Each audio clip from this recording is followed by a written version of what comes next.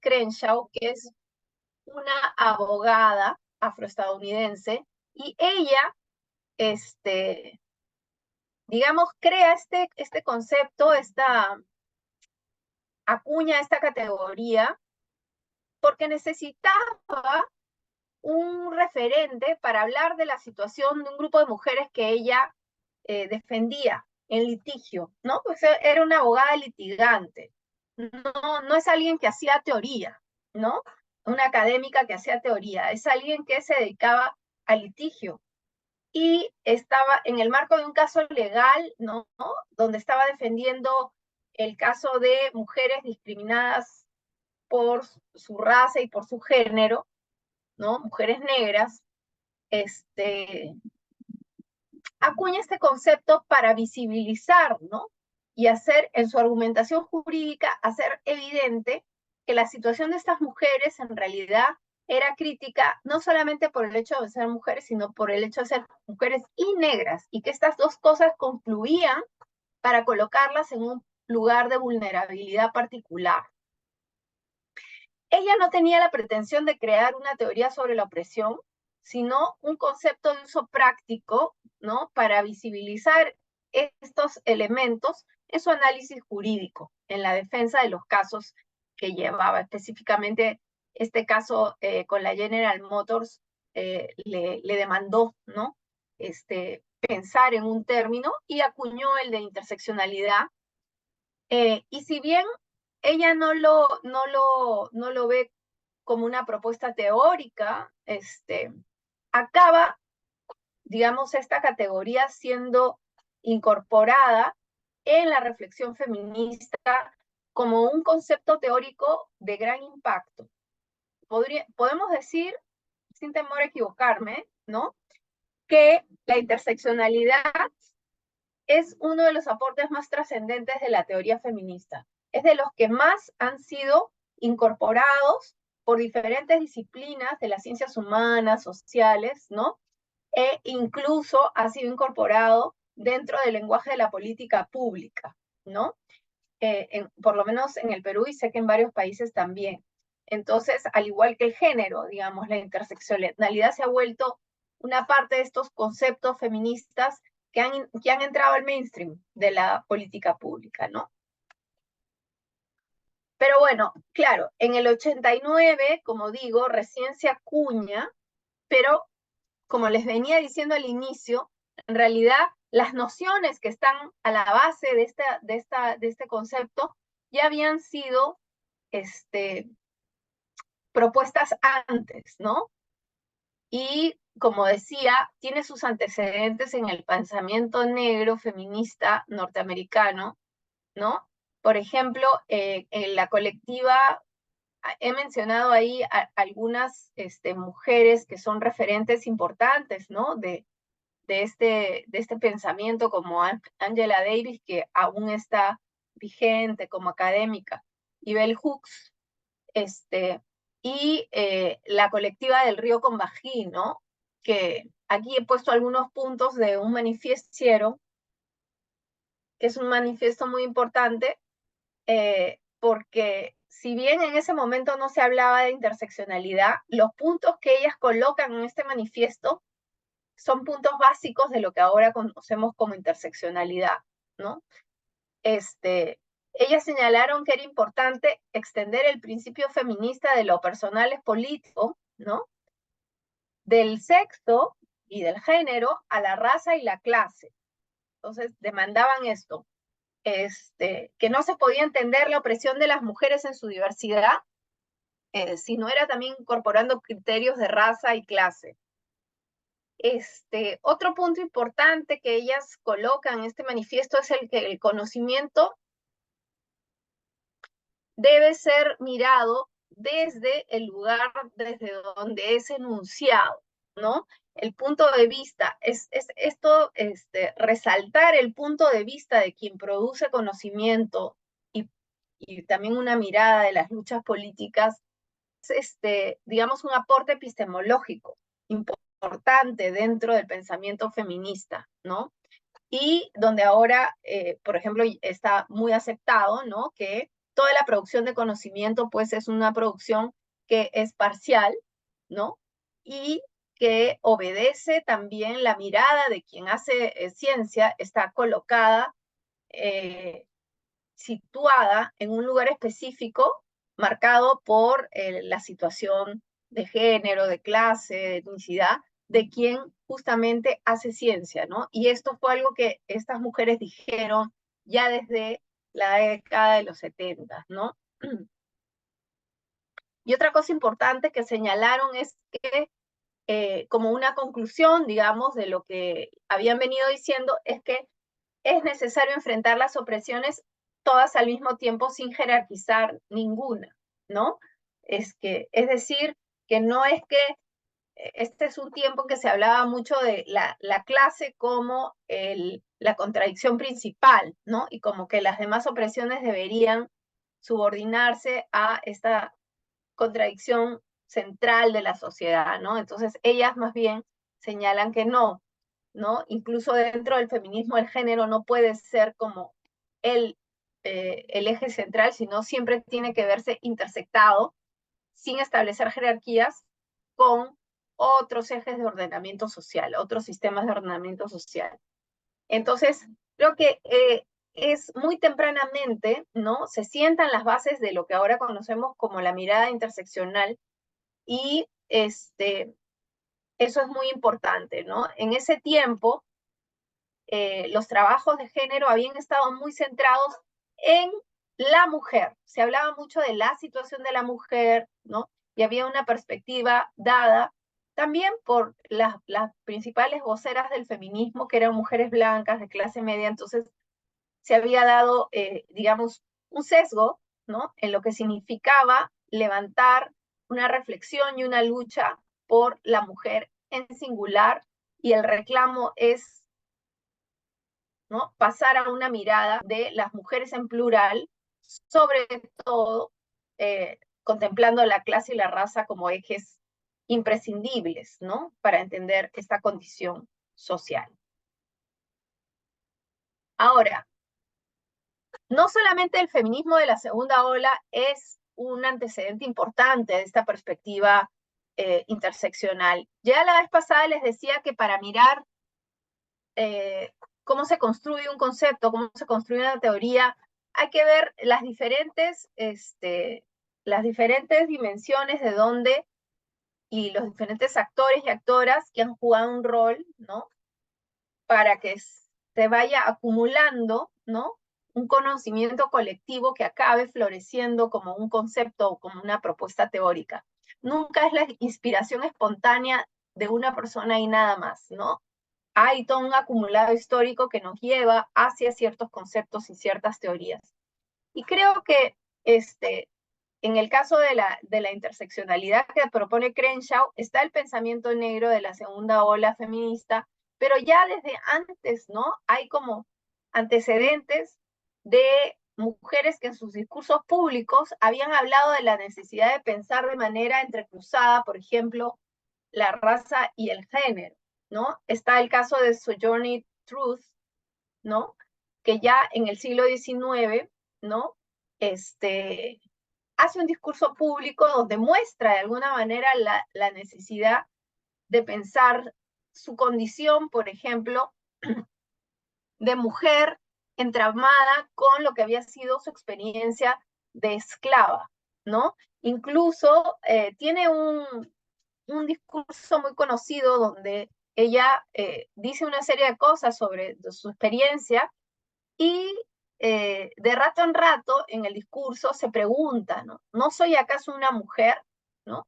Entonces, como una provocación en el sentido de decir esa condición casi de animalidad en que le había puesto las condiciones de esclavitud, ¿no? ¿Borraba acaso que ella era también una mujer, ¿no? Entonces, en este tipo de reflexión, ¿no?, ella está reflexionando sobre lo que ella es, el ser humano que ella es, desde su condición de mujer negra esclava, y al mismo tiempo reivindicando su ser mujer, ¿no? Entonces, ahí tenemos también un discurso público donde ya se está cuestionando la necesidad de mirar estas cosas de manera intersectada. Y yendo, por ejemplo, a América Latina, quería mencionar como un antecedente del pensamiento interseccional a una peruana que a fines del siglo XIX, muy al final del siglo XIX, publica un texto, una novela que se llama Ave sin nido. Y ella en este libro, ¿no? Que es un texto literario, ¿no? No es teoría social, pero es un texto literario que lo que busca es hacer una denuncia de los abusos sexuales que eran perpetrados por gobernadores y curas locales sobre mujeres indígenas, ¿no? En comunidades rurales del Perú. Y en este texto literario, ella explica y trata de dejar clara cuál era la vulnerabilidad que tenían estas mujeres en este contexto por ser indígenas y por ser mujeres, ¿no?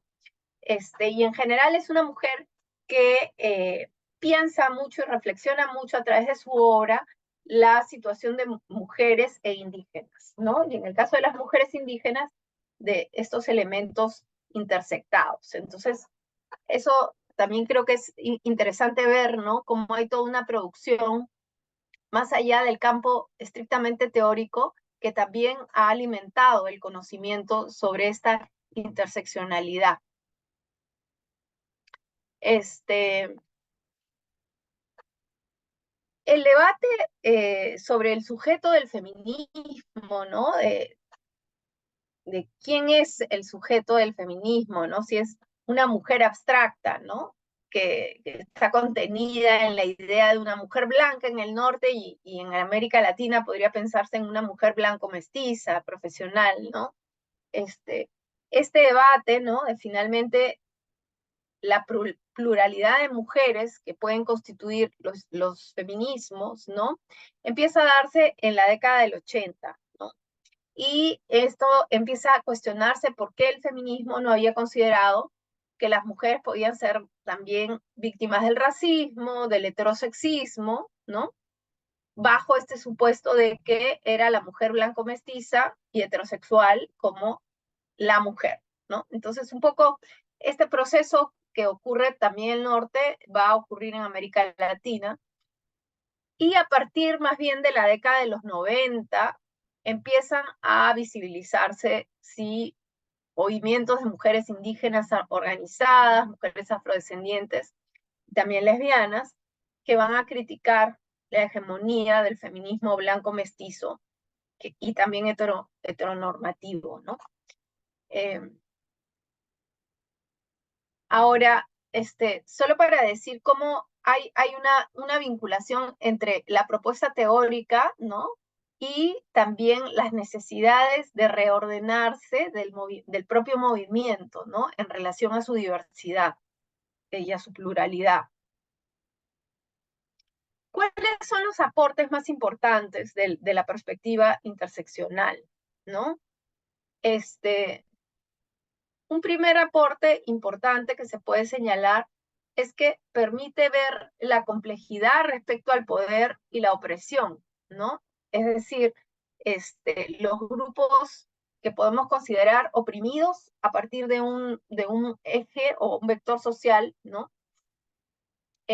Pueden no serlo desde otro, ¿no? O desde la intersección. Entonces, por ejemplo, no podemos hablar de las mujeres como un grupo necesariamente oprimido solamente, porque esto depende en relación con quién, ¿no es cierto? Hay relaciones de poder dentro, por ejemplo, del grupo de las mujeres, ¿no? Porque hay mujeres, acá he puesto algunas imágenes, ¿no? De mujeres muy diversas, ¿no? En este caso es el caso del Perú, pero estas chicas que están acá a la derecha, urbanas, ¿no? De un sector privilegiado de la población, versus una mujer indígena como la que está al lado izquierdo, o una mujer de un sector popular como esta policía de tránsito, ¿no? Ocupan lugares diferentes en la escala social, atravesados por su situación étnica, y su situación de clase. Entonces, vemos que es difícil hablar de la mujer. Necesitamos situar a esas mujeres. Y en ese sentido, si bien podemos decir en términos generales que las mujeres son un grupo oprimido con respecto de los hombres, con respecto de otras mujeres se arman también relaciones de poder que hacen de unas más privilegiadas que otras, ¿no? Entonces, el poder es más complejo que solamente poder identificar una cierta opresión, ¿no? Respecto de un tipo de vínculo, ¿no? La interseccionalidad nos ayuda a ver un poco esa complejidad. Ay, no me deja pasar, porque ya a ver si.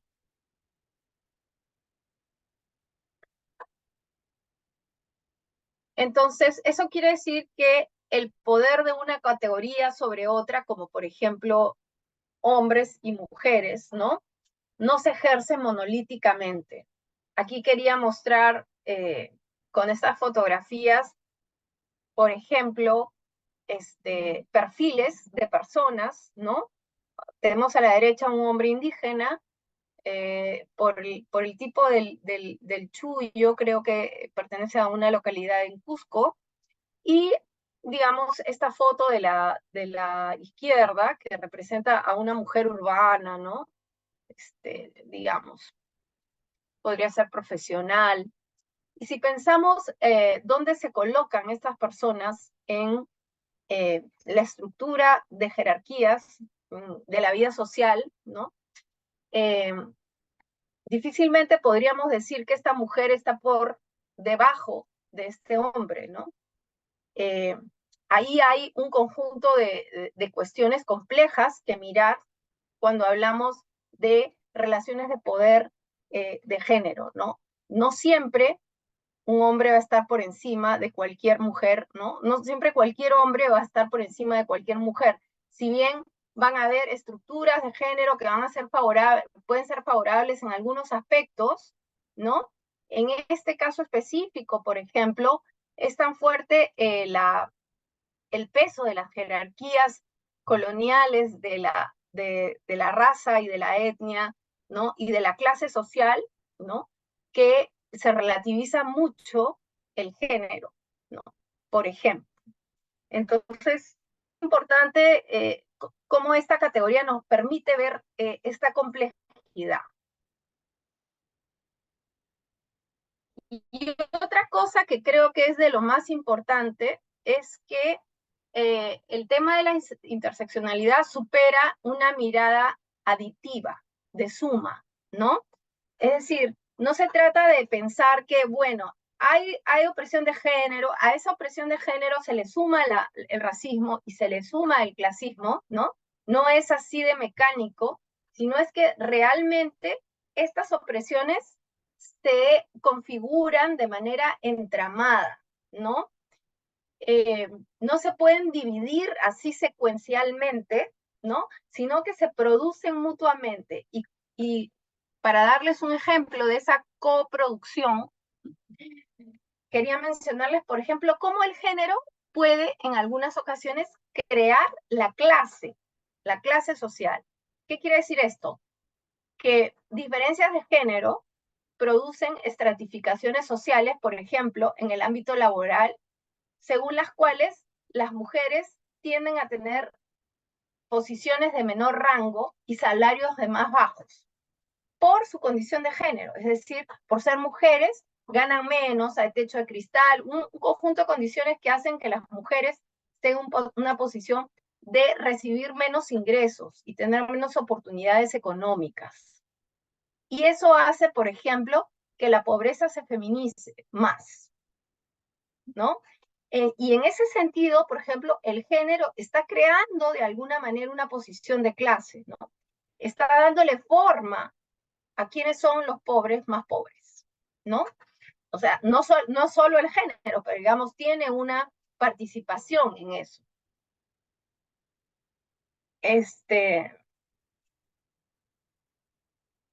Otro ejemplo, ¿no? De cómo el género también crea o co-crea otro tipo de ejes de organización social. El género muchas veces es utilizado para reforzar las relaciones sociales de raza, ¿no? Por ejemplo, en la historia de la colonia y de la colonización en general en América Latina, ¿no? Eh, ha habido una tendencia a feminizar a los hombres indígenas, es decir,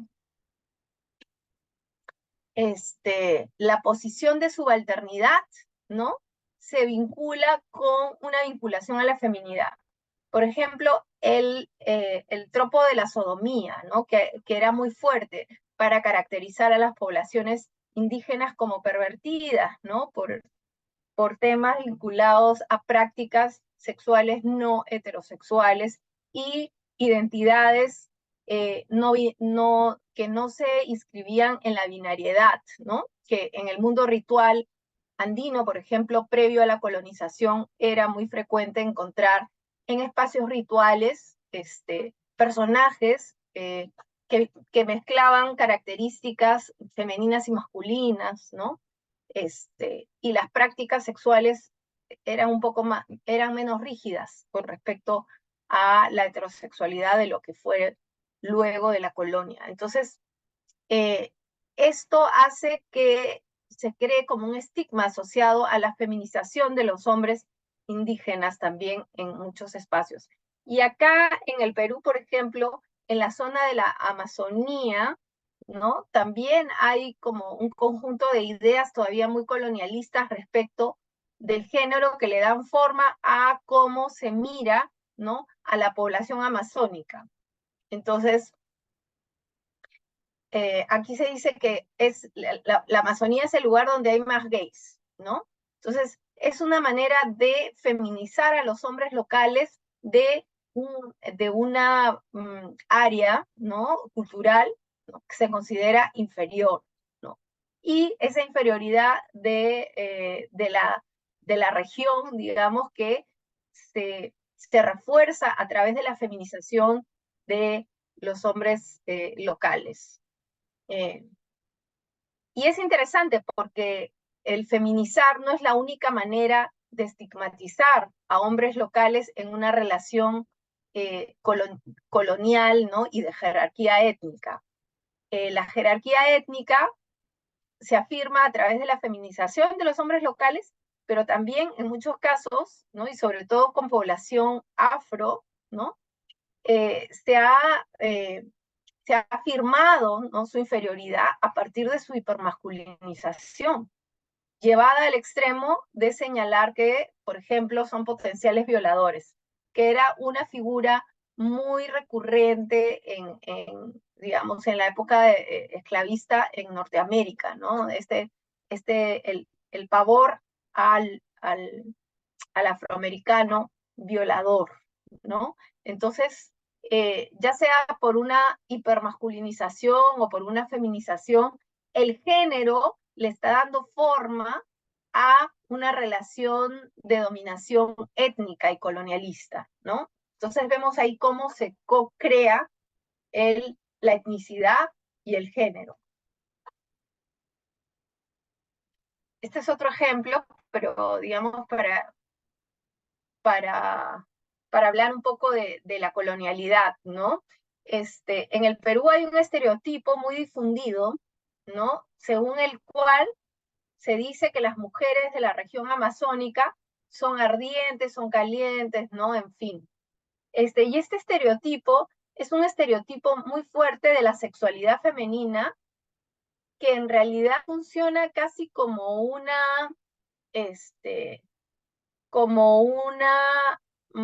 representación gráfica de cómo se mira a la región amazónica en general. En el Perú, la Amazonía es considerado como el espacio más exótico, más lejano, y digamos, la sociedad nacional se ha vinculado con la Amazonía sobre todo como un espacio del cual se extraen recursos, como un espacio de extracción, ¿no? De materia prima, de recursos de todo tipo. Y creo que esta imagen de la mujer como una mujer lasciva, siempre disponible, ¿no? Y siempre, digamos, con ganas de entablar relaciones sexuales, ¿no? Con los hombres foráneos, sirve como una imagen condensadora, ¿no? De cómo se aproximan, en realidad es una imagen creada por la mirada masculina, ¿no?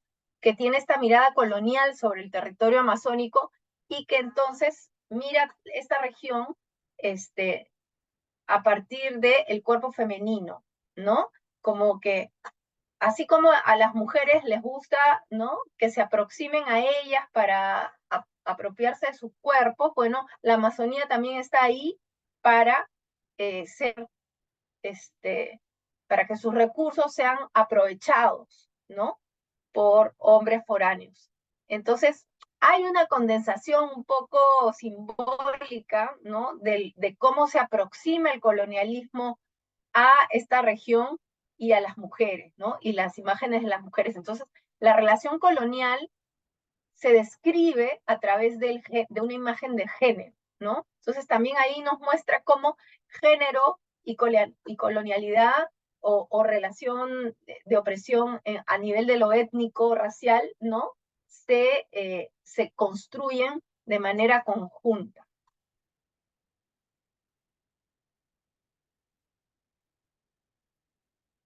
Este es otro ejemplo, pero creo que lo podemos pasar.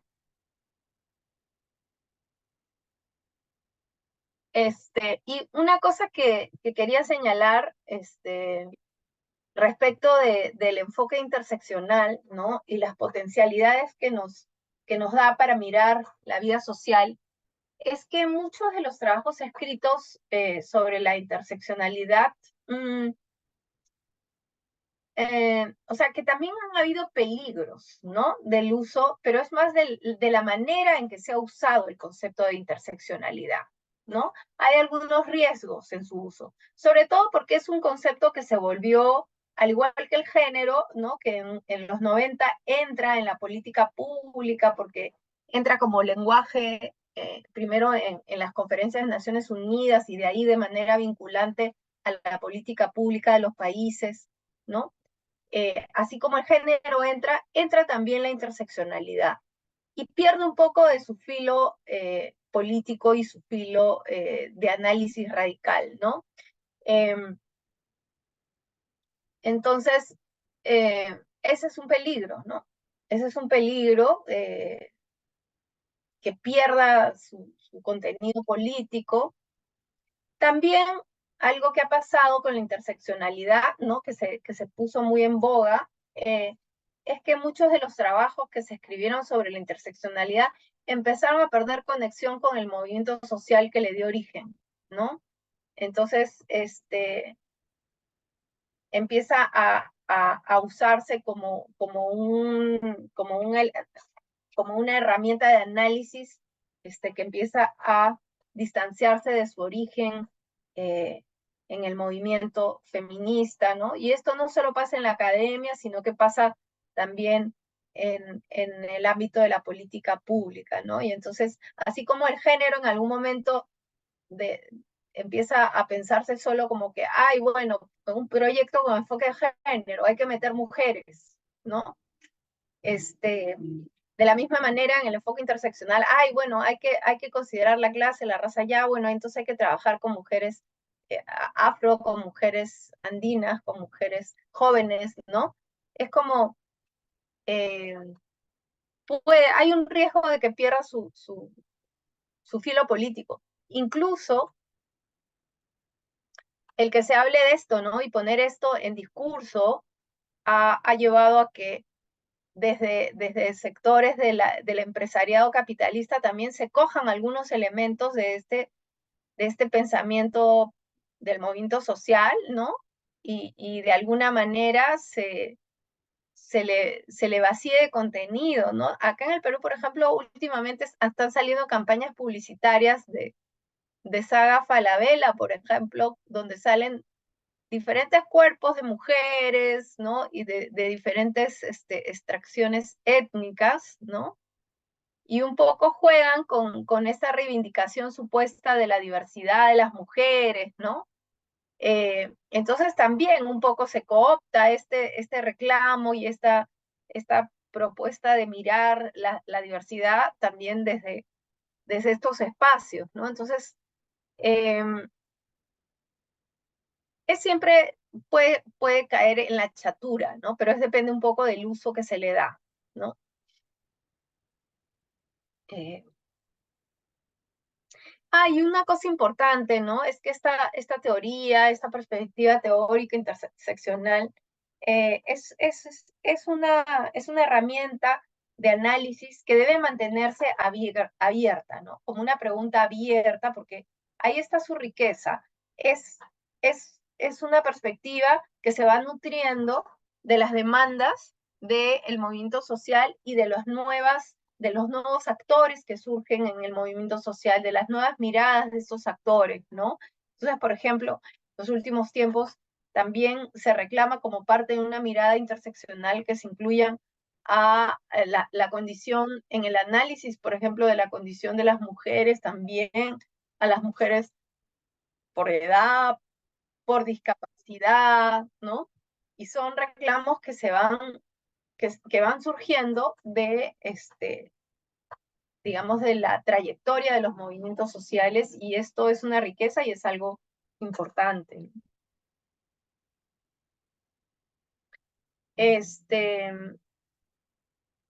Voy a dejar de compartir un ratito porque quiero entrar. No sé si de repente podemos hacer aquí un pequeño corte para algunas preguntas, ¿no? Antes de Sí, sí. entrar al enfoque de la crítica decolonial. Entonces, de repente hay algunas preguntitas que si me las En el puedes. chat ya hay dos, en el chat ya hay dos preguntas y si te parece podemos habilitar los micrófonos para que haga alguna intervención. Claro, claro que sí. Bueno, Helen dice, cuando dices que pierda su filo político en relación a perspectiva interseccional, me parece a que puede convertirse en un check de las poblaciones con las que se acompañan o de plano trabajan iniciativas asistencialistas. Esto sin ver las diversas identidades que reconoce la interseccionalidad. Ujú, Eh, ujú. Ese comentario por un lado. Por el otro, Alejandra Castillo te pregunta si la teoría interseccional abarca todos los enfoques. Es decir, si una persona adopta este enfoque, es necesario precisar también el enfoque de género.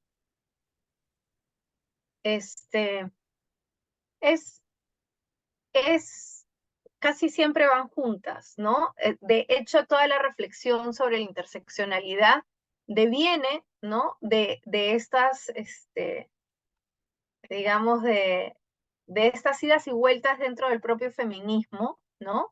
Y de las tensiones entre la diversidad de mujeres que constituyen las luchas políticas feministas, y entonces ahí surge este planteamiento. Entonces, es como un poco intrínseco al pensamiento sobre el género y sobre la teoría feminista, ¿no? Ciertamente, eh, eventualmente todo concepto teórico sigue su camino, y supongo que habrían personas que podrían adaptarlo y usarlo de otra manera, por fuera de la reflexión feminista. Es una posibilidad, ¿no? Todo es posible, digamos, pero normalmente está muy vinculado y, según su historia, ha estado muy vinculada a las reflexiones feministas y sobre las relaciones de género.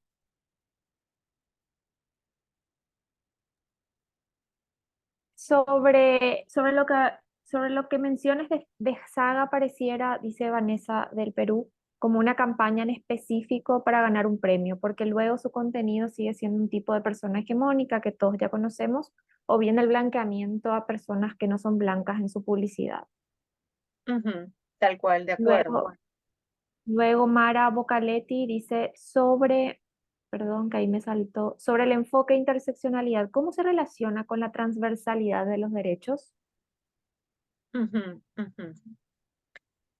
Bueno, yo creo que el enfoque interseccional es muy útil para pensar de manera crítica la situación de los derechos humanos en general, ¿no? En los países, en las sociedades, porque justamente la posibilidad de afirmarse y de ser un sujeto o una sujeta de derechos cabal e integral casi siempre está marcado por estos ejes de jerarquía social, ¿no? Si eres hombre, blanco, heterosexual, cisgénero, ¿no?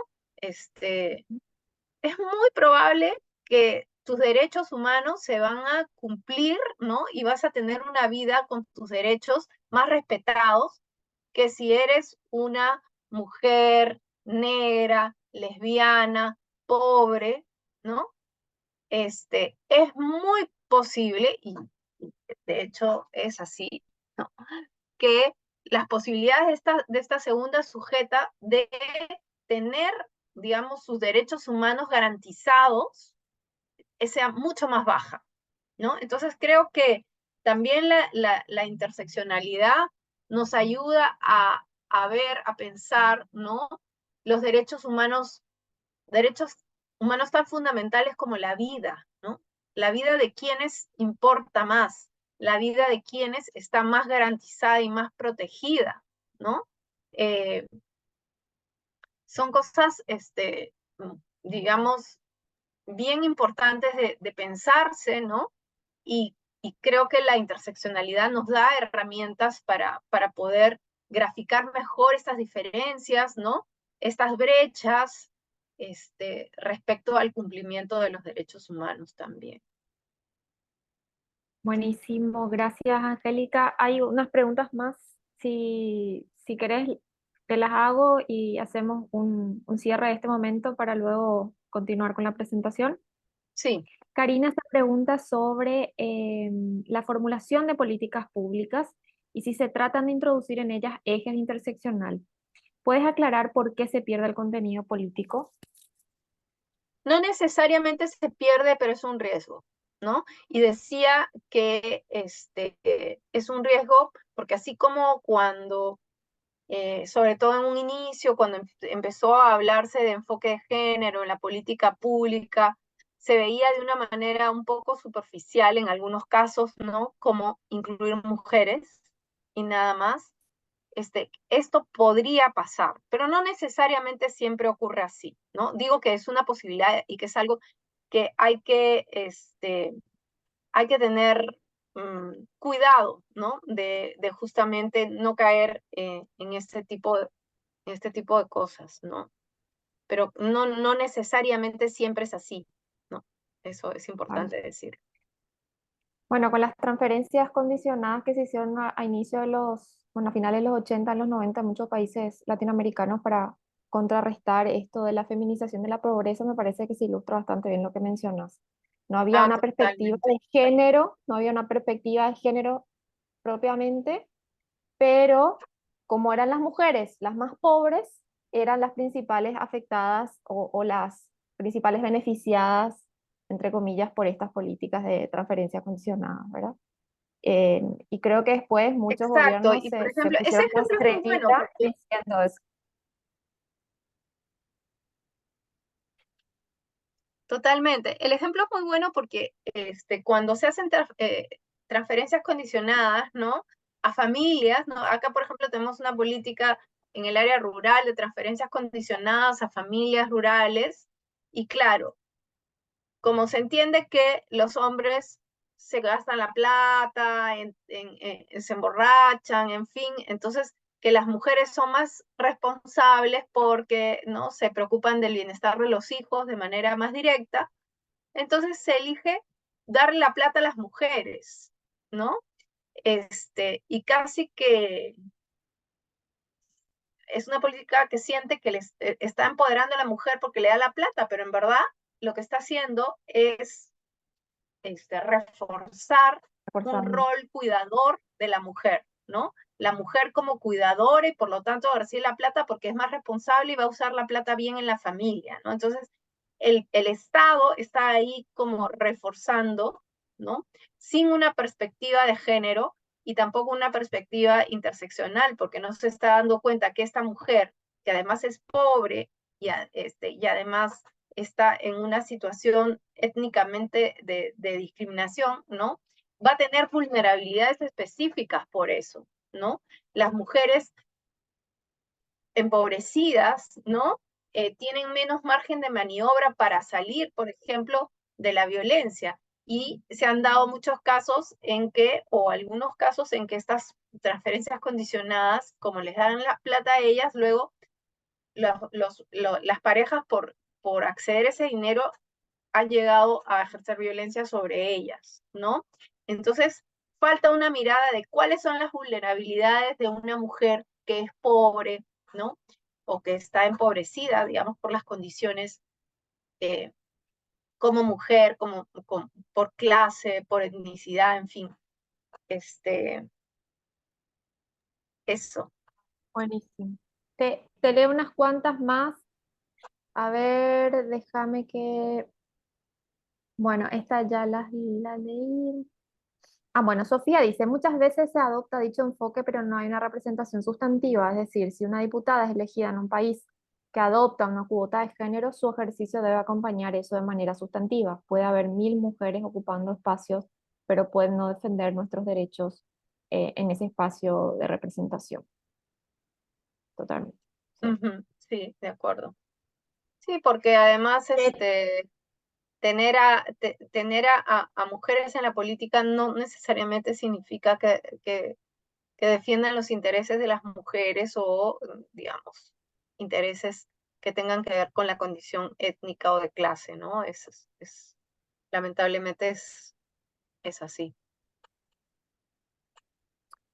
Bueno, aprovecho para cerrar esta. Bueno, hay varias, pero quiero leer la de Kelly Alfaro, que es de Perú también menciona que en el caso peruano se tiene el enfoque interseccional, por ejemplo, en la normativa ambiental. Sin embargo, se reduce la participación, es decir, a visibilizar en las NDC, por ejemplo, la participación del pueblo afroperuano, en pueblos indígenas, mujeres, intergeneracional, etcétera. Sin embargo, la participación no supone reducir, por ejemplo, las brechas. ¿Cuáles serían entonces las acciones para que el enfoque interseccional sea un tema de derecho o de derechos en plural? Luego, Sara Gómez habla también para enganchar con lo que mencionaba Kelly, dice que es importante resaltar el tema generacional, o sea, la cuestión intergeneracional. Sí, Y las totalmente. Es que efectivamente lo que dice Kelly es bien importante. Tenemos el problema de que no necesariamente, y pasa lo mismo con el enfoque de género, ¿no? Cuando estos enfoques entran a la política pública, bueno, no necesariamente el Estado y sus funcionarios y funcionarias están preparados y preparadas para implementar de manera correcta y profunda estos enfoques, ¿no? Porque lo ideal sería que la entrada a estos enfoques a la política pública tenga una contraparte también en la capacitación de los funcionarios y funcionarias encargados de su aplicación. Porque de otro modo, digamos, su implementación va a resultar un poco un saludo a la bandera o va a resultar limitada, ¿no? Como vemos en muchas ocasiones. Entonces, yo creo que en términos de política pública, el tema de la capacitación en género, en interseccionalidad y en un conjunto de enfoques que ya han sido incorporados, ¿no? Y que deberían implementarse, es fundamental, ¿no? Y lamentablemente, al menos en el Perú, no tenemos estas capacitaciones, estamos muy lejos de eso, ahora mucho más con el tipo de gobierno autoritario que tenemos en este momento. Pero bueno, creo que eso es importante considerarlo, ¿no? En el campo de la política pública. Buenísimo. Y para cerrar, voy a leer dos comentarios, no son preguntas. Victoria dice que es muy importante en la perspectiva, digo bien, que nos aportas, pensar un poco en la genealogía feminista, antirracista, clasista de la interseccionalidad como una herramienta política para articular luchas sociales antes que un instrumento técnico como suele ser utilizado o como una categoría que de por solo usarla subsanaría desigualdades estructurales como hacen políticas que se llaman interseccionales, pero que finalmente no tocan los problemas de fondo. Así es, de La acuerdo. O'Reilly dice, la implementación adecuada de los enfoques en la política pública pasa por sensibilizar a la población y formar eh, adecuadamente, creo que quiso decir, las estructuras en materia de género e interseccionalidad. Ujú. Muy bien. Listo, entonces vamos a pasar al segundo tema que teníamos previsto para hoy, que es el tema de la perspectiva de la colonialidad. Espérame un momento.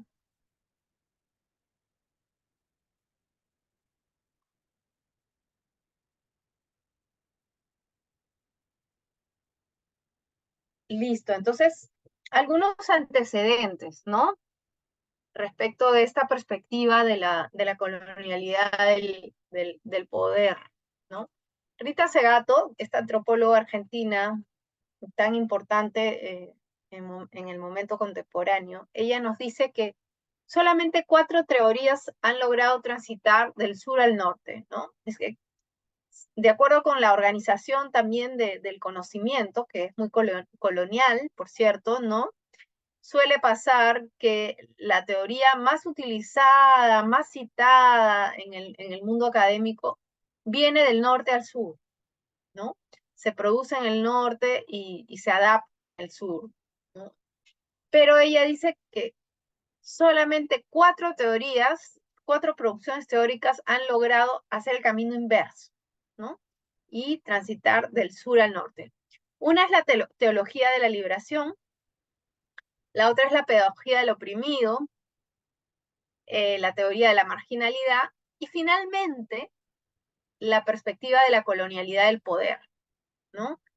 Y es en esto que nos vamos a centrar un poquito en esta parte de la sesión, ¿no? La perspectiva de la colonialidad del poder, que uno de sus proponentes emblemáticos fue Aníbal Quijano, que es un sociólogo peruano, que desarrolla este pensamiento, no es el único proponente, pero es uno de los más importantes. ¿Qué nos dice Quijano? Ay, a rato se me va la posibilidad de pasarla. Creo que es por la señal, Angélica, porque estás con, me sale que estás con una señal débil. Wow, Creo que es por eso ya. que a veces no te deja pasar. Ujú. Entonces, un poco hablando del contexto, ¿no? ¿Cómo surge? Siempre el contexto es importante para explicar de dónde surge una propuesta de pensamiento. Entonces, el contexto donde coge fuerza esta propuesta teórica es un momento de cambio de época, ¿no? Fin de la Guerra Fría, caída del muro de Berlín, ¿no? Digamos, un conjunto de paradigmas, de utopías y de formas de pensar la sociedad, de pronto pierden importancia y pierden hegemonía, ¿no? En el caso de las ciencias sociales, por ejemplo, esto significa un giro, un quiebre y un giro en el pensamiento crítico, ¿no? Y se empieza a buscar nuevas, nuevas orientaciones, nuevas inspiraciones, ¿no? También para los movimientos sociales y para la lucha política, porque de alguna manera con el fin de la Guerra Fría y la caída del muro, todas las interpretaciones marxistas pierden vuelo, pierden fuerza explicativa, ¿no? Y vigencia, ¿no? Un poco hay una pérdida de fuerza ahí.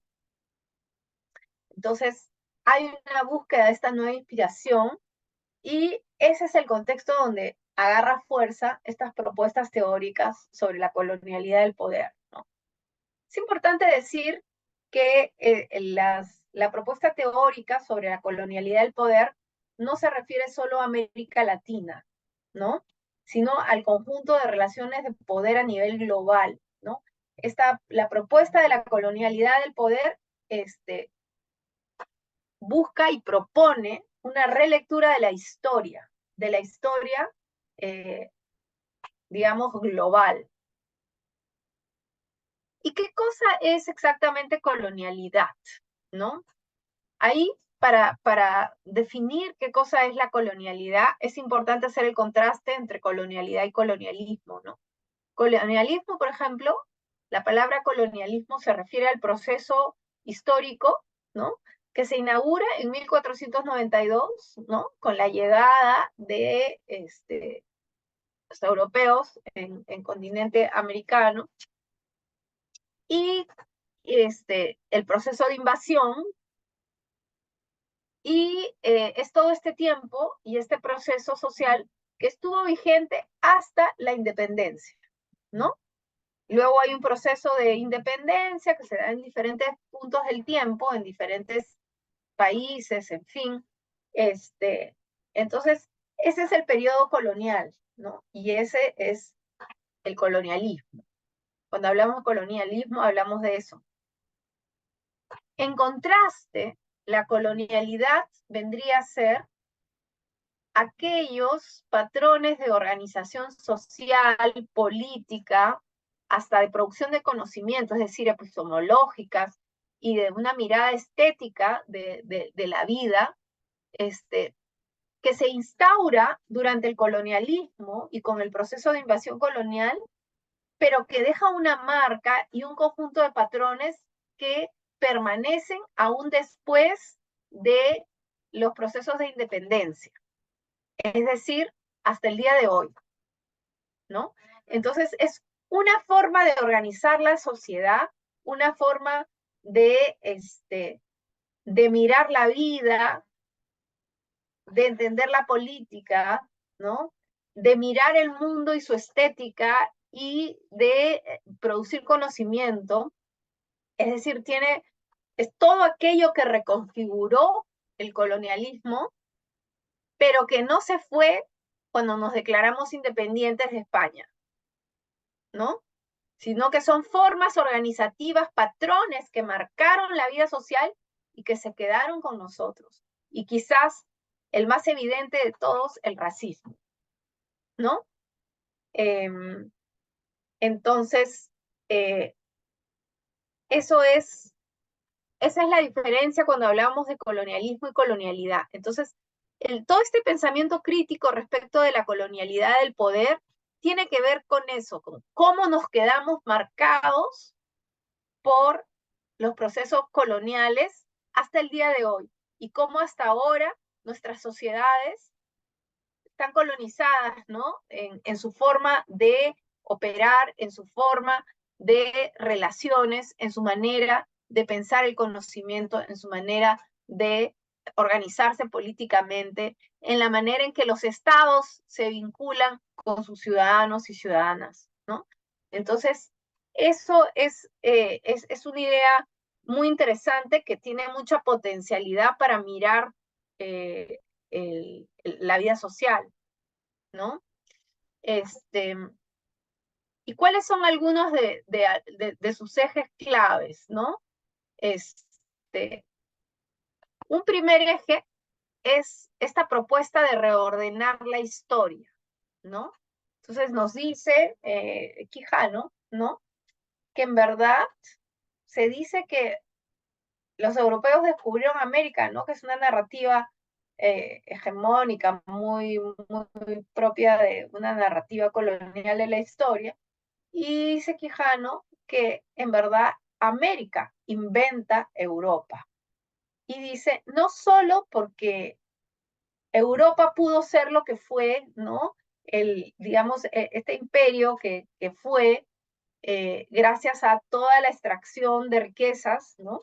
De estas latitudes, es decir, no solamente por la acumulación originaria que permitió, para usar un término de Marx, ¿no? El proceso de colonización, sino porque además de eso se crean nuevas categorías para entender el mundo, ¿no? O sea, América, Europa y todo lo que significa la clasificación de raza, ¿no? Es algo que surge como parte del proceso colonial, ¿no? Y en ese sentido, esa es otra clave, ¿no? Hay la raza es creada, o sea, Quijano propone eso, ¿no? La creación de la raza como una, como una clasificación diferenciada de los seres humanos surge en el proceso colonial, ¿no? Entonces, las clasificaciones de raza no son inocentes, no es solamente una clasificación que propone distinguir fenotipos y características anatómicas diferentes de los grupos humanos que viven en diferentes latitudes, ¿no? La creación de la raza ha tenido como objetivo, sobre todo, naturalizar una división del trabajo y el salario, ¿no? Es eso lo que tenía por detrás las clasificaciones raciales que empiezan a surgir con la colonización. Decirnos, la gente es distinta, tiene naturalezas diferentes y por sus naturalezas diferentes debe dedicarse a trabajos diferentes. Algunos de ellos tendrán pago, otros no. Algunos serán físicamente más demandantes, otros no tanto, ¿no? Y ya sabemos a quién le tocó la mayor demanda y la menor remuneración. Entonces, esta es una de las propuestas centrales, ¿no? De Quijano y su perspectiva de la colonialidad del poder. Nos dice que la colonialidad dividió el mundo en razas, en naturalezas diferenciadas, ¿no? Como, y esta naturalización como una forma de justificar en realidad una división del trabajo, del salario y de los recursos económicos en general.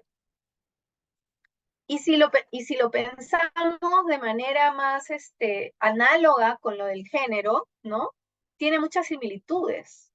Hay unas feministas, pensadoras feministas francesas, llamadas el grupo del materialismo feminista francés, ¿no? Y aprovecho también para colocarlas como parte de las discusiones de género, aunque a ellas no les gusta la palabra género, ¿no? Y no se identifican, ¿no? Ellas, las feministas materialistas francesas, hablan de relaciones sociales de sexo. Entonces, no hablan de género. Y para ellas, hombres y mujeres son categorías de clase.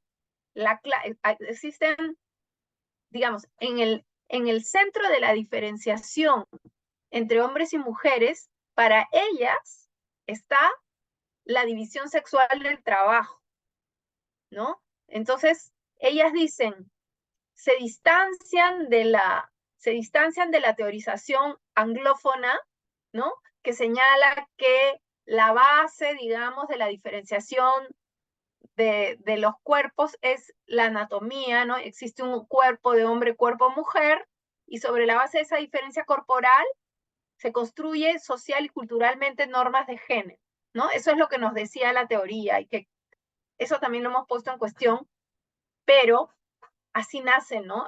La teoría de género. Y las francesas dicen, no, en verdad tienen un razonamiento muy parecido al de Quijano con respecto a la raza. Ellas dicen, no se trata de cuerpos diferentes, se trata de funciones sociales diferentes, se trata de una división sexual del trabajo, incluido el trabajo reproductivo, sobre la base del cual se arma esta diferencia. Entonces, para ellas la base de la diferenciación entre hombres y mujeres no, no es la biología, ¿no? No es el sexo, como nos decían las anglófonas, ¿no? Y que es lo mismo que diría Quijano, pues Quijano diría, la base de la diferenciación racial no es el fenotipo, ese es un detalle asociado. La base es la división del trabajo y el salario. Y se coge la raza como un argumento naturalizante para dejar sentado de manera inamovible esa distribución. Y para las feministas francófonas, materialistas, sería lo mismo. Acá se está hablando de una división del trabajo entre hombres y mujeres, ¿no? Una división de clases, de sexo. Y se usa, bueno, el tema del cuerpo y de que son anatomías diferentes para naturalizar esa división, ¿no? Entonces son razonamientos muy parecidos que colocan el centro de la diferenciación jerárquica en la vida social y no y hablan del cuerpo y de la biología como argumentos naturalizantes, ¿no? Que están asociados, pero que no son la causa última de esa división y esa clasificación, ¿no? El fenotipo no es la causa última de la división racial. La causa última de la división y la clasificación racial es la división del trabajo y del salario, ¿no? Según Quijano. Y según las feministas francesas, la división sexual del trabajo es la causa última de la existencia de dos categorías, hombre y mujer, ¿no? Eh, entonces, bueno, regresando. Entonces, me he ido un poco por las ramas, pero creo que es interesante también contarles estas otras miradas que no necesariamente usan el concepto de género, ¿no? Y bueno, volviendo a Quijano, entonces la raza para él es una creación fundamental para el orden colonial, ¿no? Para esas estructuras de poder que conforman el orden colonial y que lo que hacen es distribuir prestigio y riqueza, ¿no? Entonces, él propone hablar del colonial moderno sistema mundo, porque dice que este sistema mundo, esta categoría del moderno sistema mundo es una categoría de Wallerstein, que es un teórico, es un pensador, ¿no? Que explica un poco, su trabajo consiste, su pensamiento es en tratar de explicar cómo se conforman, digamos, las dinámicas de relación en el mundo moderno respecto de la creación de centros y periferias, ¿no? Y de creación de acumulación de riqueza, ¿no? En estos centros versus el empobrecimiento de las periferias, que son los satélites, en fin. No voy a entrar en detalle en esto, pero para Quijano, por ejemplo, todas estas explicaciones respecto de la organización global en el mundo moderno, ¿no? Y de la creación de centros y periferias, no se puede entender por fuera de la historia colonial. Entonces, como es amigo de Wallerstein, ¿no? Le dijo, mira, tu moderno sistema mundo no es moderno nomás, es colonial moderno sistema mundo. Y otro eje bien importante que coloca Quijano es el de la heterogeneidad histórica, ¿no? Porque desde una perspectiva marxista, por ejemplo, ¿no? Donde se ve las etapas de la historia como, bueno, existe una organización vinculada con quien posee los medios de producción, ¿no? Como el feudalismo, ¿no? Que luego pasa al capitalismo y luego idealmente al socialismo, ¿no? Existe toda esta categorización. Y digamos, por mucho tiempo, esta era la pauta también para pensar América Latina, entonces existían todas estas ideas respecto de que la dualidad latinoamericana, ¿no? Porque no había podido pasar directamente al capitalismo, entonces estaba un poco en el feudalismo y un poco en el capitalismo, ¿no? Y por eso era un mundo dual y tal. Entonces, frente a esto, Quijano dice, no, es más que una dualidad, ¿no? En verdad lo que tenemos son proyectos históricos diferentes, ¿no? Que han sido cortados y por lo tanto tenemos retazos de formas de vida distintas al mismo tiempo, dándose, ¿no? En estos países. Entonces, por ejemplo, se tiene al mismo tiempo que hay salario, ¿no?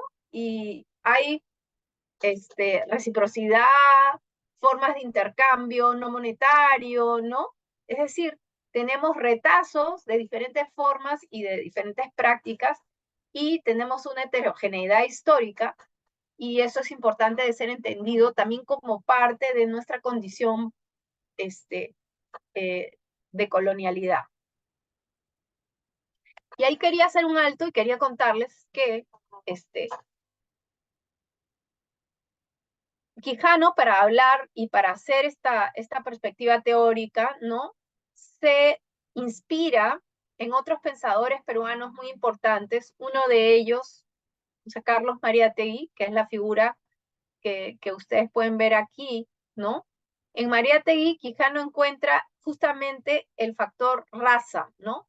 Para entender las dinámicas de poder del sistema mundo. Entonces, se inspira un poco en Mariátegui y le da fuerza un poco a esta reflexión sobre la centralidad de la raza, ¿no? Porque además Mariátegui fue un pensador, ¿no? Que a diferencia del indigenismo, ¿no? De la corriente de pensamiento del indigenismo, vio la figura del indígena más allá de un culturalismo que lo diferencia de la sociedad nacional, ¿no?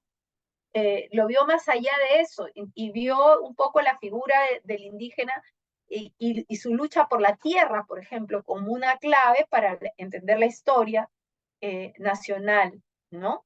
Entonces, un poco esta historia de apropiación de la tierra que tiene que ver con la historia de la colonización, ¿no?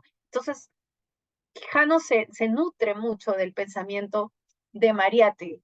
Otro pensador del cual se nutre un poco esta propuesta de Quijano es José María Arguedas, que es un pensador, que es un poco antropólogo, que es bastante antropólogo y bastante también literato, ¿no?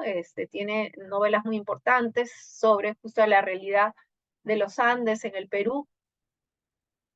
Y José María Arguedas toca mucho este punto de la heterogeneidad irreductible, ¿no? del Perú, ¿no? Y de cómo nuevamente, estos proyectos históricos diversos que fueron cortados por la colonización, cómo todavía están ahí, ¿no? Retazos de estos proyectos históricos están ahí todavía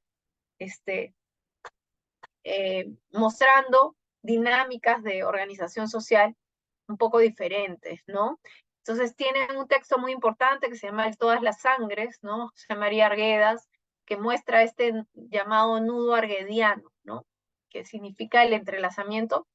Eh, lo que dice Arguedas es un poco, va, ¿no? En la línea de decir que es en el momento en que estos diferentes proyectos históricos, van a tener en algún momento que encontrar un camino de diálogo y de articulación para producir un nuevo tiempo, ¿no? Y ese siempre era el nudo que a él le preocupaba, ¿no? Como estas sociedades latinoamericanas tan desiguales y tan fragmentadas en su multiplicidad y en sus diferencias, ¿no? Cómo encontrar posibilidades de entrelazamiento para poder hacer un proyecto de nación más de largo alcance, ¿no? Entonces, también este tipo de reflexión de Arguedas nutrió mucho el trabajo de Quijano, ¿no?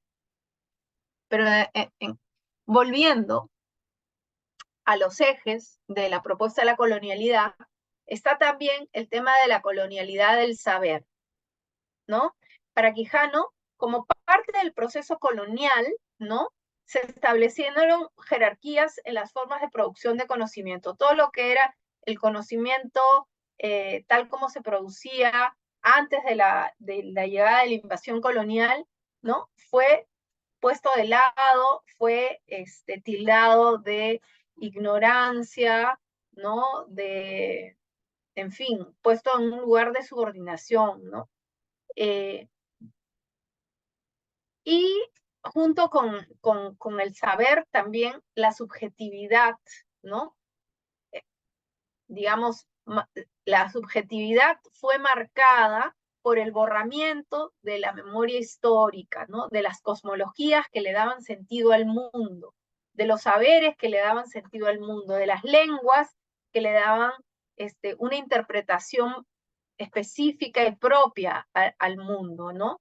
Entonces, todas estas formas de registro de escritura, símbolos, experiencias subjetivas, fueron intervenidas, bloqueadas, subvaloradas, ¿no? Y eso también ha sido una parte de la historia de la colonización que sobrevive hasta ahora, ¿no? ¿De qué manera miramos los conocimientos que no se producen en la academia científica occidentalizada, ¿no? de qué manera miramos la posibilidad de aprendizaje de lenguas propias, por ejemplo, de, de la población indígena en nuestros países latinoamericanos, ¿no? O sea, todo aquello que tiene que ver con el mundo precolonización tiene un valor inferior, ¿no? Y entonces hubo un proceso, ¿no? Donde se dio la obligación de localizarse desde una subjetividad impuesta desde afuera, ¿no? Creando una ambigüedad, ¿no? Porque por un lado el resultado de eso es sentirse occidentales, sí, en parte, pero también no occidentales, ¿no? Una conciencia escindida, dice Quijano, ¿no? Y también una característica importante, una marca de la colonialidad, ¿no? Y de la manera en que se establece en nuestros países y todavía funciona, es que el Estado, por ejemplo, se queda con una marca, y en el Perú eso es clarísimo, ¿no? Se queda con una marca de ser una entidad ajena y distante de toda esa población, de esa ciudadanía con la que se vincula, ¿no? Entonces sigue siendo como bastante exterior, ¿no? No está orgánicamente vinculado con la población, sino que siempre es visto como algo de fuera, ¿no? Porque de alguna manera fue así como se establecieron el origen del Estado, ¿no? En el Perú tiene mucho que ver, ¿no? Con estas formas, con estas élites criollas, ¿no? Que de alguna manera heredaron de los colonizadores, ¿no?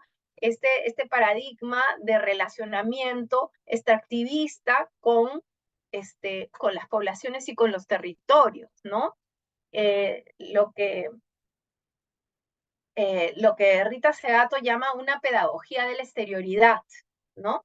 Entonces, hay una relación muy ajena, ¿no?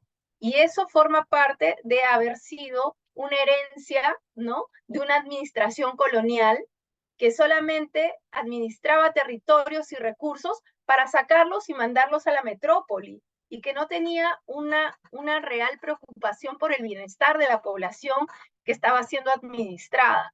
Y hay una herencia colonial de eso en cómo se manejan los estados todavía hoy en día, ¿no?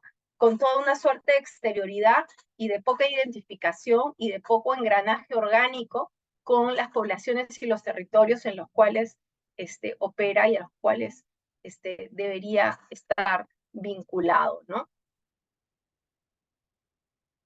Y llegamos al punto, quizás nos interesa un poco más, ¿no? Por el contenido de nuestra clase, que es la vinculación de la colonialidad del poder, de esta perspectiva colonial, de la colonialidad del poder con el patriarcado, ¿no? Y con el ordenamiento jerárquico del género. Entonces, Quijano no abordó el tema de género, ¿no? Es, digamos, como buen hombre intelectual, no le interesó mucho. Dejó dicho un par de cositas, pero no gran cosa. Pero tenemos intelectuales importantes latinoamericanas, está María Lugones, está Rita Segato, que establecen un diálogo con la teoría de Quijano, ¿no? De hecho, Rita Segato era muy amiga de Aníbal Quijano, siempre que venía al Perú conversaban mucho, en fin, y también creo que eso fue una buena influencia para Quijano. En los últimos tiempos ya incorporaba mucho más la reflexión sobre género en cuanto a la colonialidad, ¿no?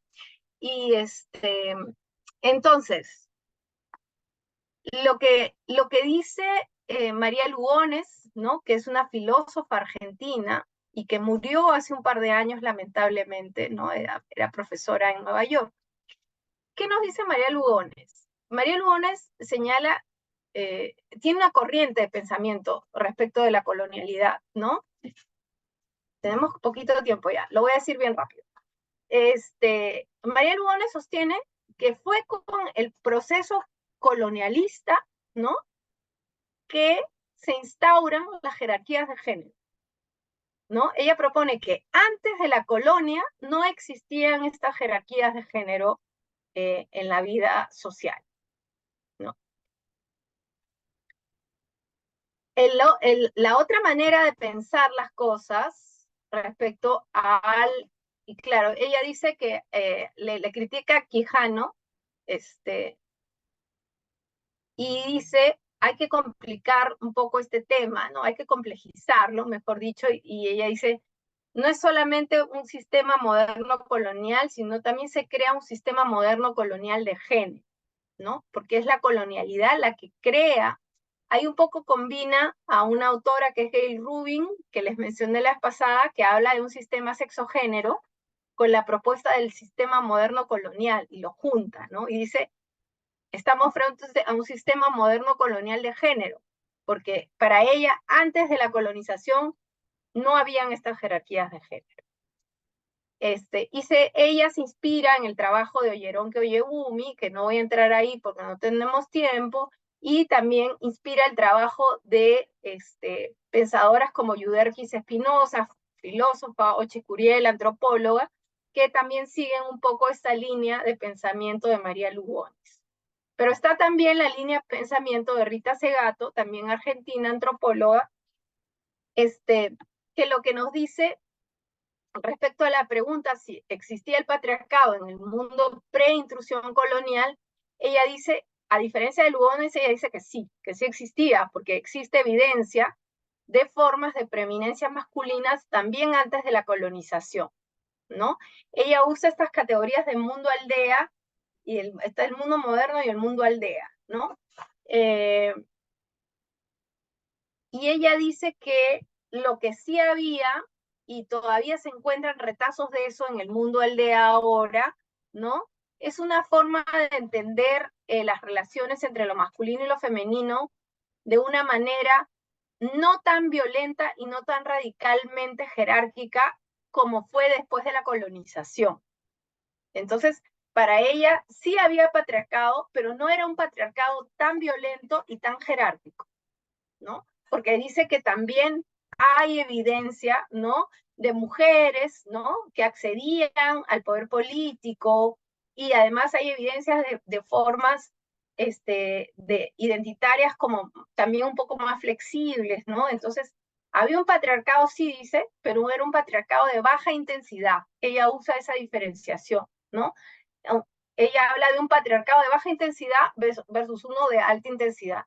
Entonces, el de baja intensidad dice que es el previo a la invasión colonial, es un patriarcado dual, que para ella lo dual es una variante de la pluralidad, es decir, tanto lo masculino y lo femenino, hombres y mujeres, tenían un espacio de realización ontológicamente completo, es decir, los hombres no eran la representación única de la humanidad, ¿no? Como dice Simón de Beauvoir, que les mencioné la vez pasada, ¿no? Hablando desde Occidente, de cómo el hombre es la medida de lo humano y la mujer es la otra, ya.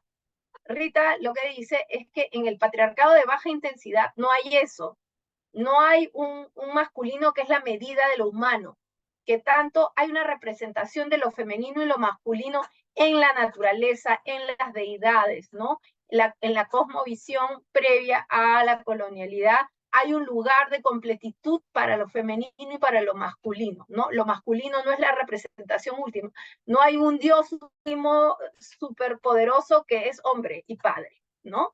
Hay, para poner un ejemplo rapidito, ¿no? Hay dioses y diosas, ¿no? Y seres ambiguos también, ¿no? Entonces, es un poco esto, ¿no? Hay, en lo simbólico se puede ver mucho esta diferencia entre lo dual, que como dice ella es una variante de la pluralidad, no hay uno que representa a todos, sino hay completitud ontológica en todos estos elementos, a diferencia del binario, ¿no? El patriarcado de alta intensidad colonial binario que sí trae al uno que es el representante de la humanidad, que es masculino, ¿no? Con un dios hombre. Y entonces, así en breve, eso diferencia un poco la dualidad del patriarcado de baja intensidad del binario del patriarcado de alta intensidad, ¿no? Entonces, esta completitud ontológica, ¿no? No hay un englobamiento de lo femenino que es representado por lo masculino hasta en el lenguaje, ¿no? Donde la O se come a todo lo demás. Y también una diferencia importante es que el mundo femenino estaba cargado de politicidad. Ella dice que en el mundo aldea, en el mundo comunitario, se ha visto que el mundo femenino tiene una politicidad, ¿no? El que lo doméstico no es privado, ¿no? No es cuatro paredes. Lo doméstico también es parte de la vida comunitaria y tiene una carga política y de diálogo sobre los asuntos de la comunidad más fuerte, ¿no? Mientras que luego de la colonia, el patriarcado de alta intensidad viene con el mandato de un mundo donde se divide lo público de lo privado y donde lo doméstico se vuelve privado, de una familia nuclear de cuatro paredes, donde las mujeres y lo femenino no tiene mucho espacio en la vida política y en las decisiones, ¿no? Y finalmente, en este patriarcado de baja intensidad, la violencia de alguna manera estaría regulada por el ojo comunitario, dice ella, porque lo doméstico no está encerrado en las cuatro paredes, sino es más visible al resto de la comunidad, mientras que en el patriarcado de la alta intensidad la violencia es muy letal, ¿no? Incluso los feminicidios, la muerte de mujeres en sus casas es para ella una evidencia de esto. Entonces, un poco, qué bueno que no me pasé mucho, 4 minutos, que son los 4 minutos que llegué tarde. Y entonces un poco esto, ¿no? Esto les quería compartir respecto de lo que es el enfoque de la colonialidad del poder y cómo este enfoque también ha sido tomado por algunas pensadoras feministas y han podido hacer también estas propuestas, ¿no? Entonces hasta ahí llego porque se me acaba el tiempo. Muchas gracias. Gracias a vos, Angélica. Bueno, con esta presentación damos cierre a nuestro primer módulo sobre teorías de género. Ya le despedimos a Angélica. La próxima semana ya nos va a acompañar Patricia Amat con Introducción a la Economía Feminista para pensar un poco cuáles fueron los antecedentes y cuál es el panorama desde América Latina con relación al tema de este curso. Gracias, Angélica. Escucharte siempre es sumamente enriquecedor, sumamente problematizador. Así que es un gusto y un placer contar contigo. Siempre recuerdo que Angélica ha sido creadora de estos cursos de economía feminista. Hoy estamos asistiendo a la quinta edición. Así que bueno, te agradecemos mucho el hecho de haber pensado este espacio, Angélica, y acompañarnos una edición tras otra. Será hasta Muchísimas la gracias. próxima. Muchísimas Perdón. gracias a ustedes, muchísimas gracias por haberme invitado nuevamente. Yo muy contenta de poder compartir, de tener estos pequeños intercambios también.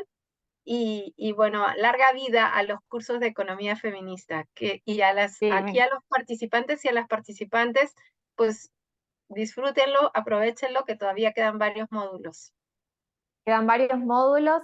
Recuerdo y aprovecho la alta audiencia que varias cosas. Uno, nos conectamos todos los miércoles a la misma hora con el mismo enlace.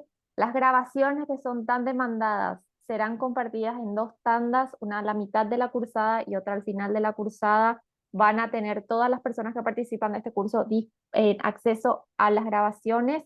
Con respecto a los PowerPoint, aprovecho, Angélica, para hacerte la consulta. Van a poder tener acceso a ellos. Sí, te los Angélica, paso, te los paso. ok. Ella nos, siempre hago la aclaración, eso depende de las docentes, porque claramente es el material de trabajo de cada una y bueno, Angélica siempre es tan generosa con este espacio y con las participantes. Así que bueno, no sé si quedó otra consulta, pero bueno, creo que lo más demandado son las grabaciones. Yo les aclaro que no las compartimos sesión tras sesión porque queremos fomentar la presencialidad, las clases sincrónicas. ya como les mencioné, esta es la quinta edición y tenemos la experiencia que, bueno, a veces se disponibiliza muy rápido y vamos aflojando un poquito la presencialidad y lo que queremos es que podamos tener este espacio de encuentro, de reflexión y de pensar todas y todos con relación a temas que atraviesan tanto a nuestra América Latina, el Caribe y bueno, el sur global también. Así que bueno, aquí la asistencia es otra pregunta. La asistencia se lleva automáticamente a partir de las inscripciones de Zoom, al Zoom, perdón, por eso les pido que cuando se sumen se conecten, pongan sus nombres como corresponden, nombre y apellido, de manera que el Zoom registre eh, la presencia con los nombres, porque si no aparece cualquier cosa, algún seudónimo y no podemos saber a quién. La tarea, la tarea sobre el final, eso les dejo, les voy a dejar en el Classroom con relación a la tarea, que en realidad es un trabajo final para acceder a la certificación de Latindad eh, con relación a participación en este curso. Bueno, hasta aquí es todo, nos pasamos unos cuantos minutos, pero han sido de muchísimo provecho, así que eh, les mando un abrazo y nos conectamos el próximo miércoles. Gracias. Chao, Angélica. Gracias a todos, Chao, todas. chao. Chao, gracias. Gracias.